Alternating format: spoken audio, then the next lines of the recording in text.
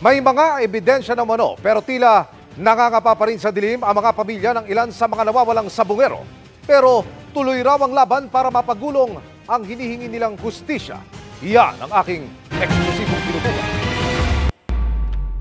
Mahigit 2 taon na mula nang mawala sa sabungan sa Santa Cruz, Laguna, sina Melbert John Santos, Mark Paul Fernandin, Manny Magbanwa at Ferdinand Dizon.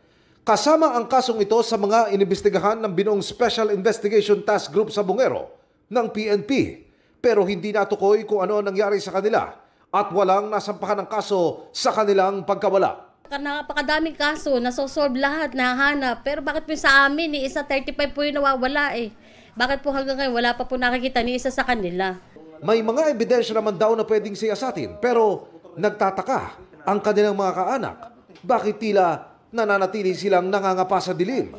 Gaya ng sa kaso ni Melbert na nakunan pa ng CCTV ang isa sa pinaniniwala ang mga suspect na nag-withdraw sa isang bangko gamit ang ATM ng biktima bago siya ni-report na missing.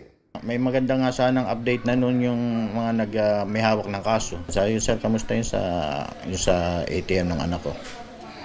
Eh sabi, ang sagot lang wala pa rin sir eh. Sa akin, ebidensya na yun eh. Hindi lang talaga maano eh. Hindi lang nila matukoy kung sino talaga yung ano eh. Bakit o kaya? Hindi ko alam kung talagang may something. Pati ang financier ng grupo na siya ring umarkila sa van na sinakyan ng 4 na missing.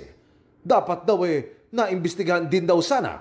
Pero hanggang sa umalis na ito sa kanyang inuwian, hindi man lang daw nakuna ng impormasyon.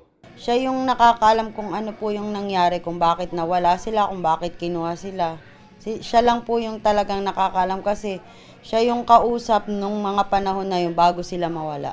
Sagutin lang niya yung nangyari dito sa mga taong inano niya, yung nagamit niyan, yung mga nawawalang 4 na tao na yun. Wala na daw. Tanggapin ko na daw. Paano ko matatanggap kung wala po talaga akong nakikitang ebidensya na siya wala na talaga? Tuloy daw ang laban. Hindi raw sila titigil ng mga lampag.